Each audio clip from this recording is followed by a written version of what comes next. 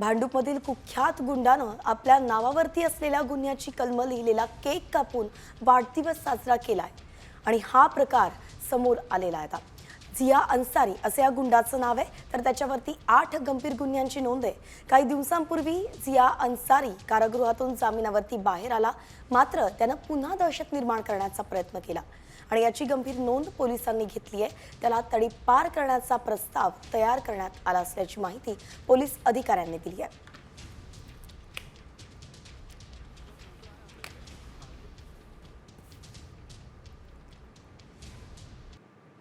भांडूपमधील कुख्यात गुंडानं आपल्या नावावरती असलेल्या गुन्ह्याची कलम लिहिलेला केक कापून वाढदिवस साजरा केलाय आणि हा प्रकार समोर आलेला आहे. आता झिया अन्सारी असे या गुंडाचं नाव आहे, तर त्याच्यावरती 8 गंभीर गुन्ह्यांची नोंद आहे.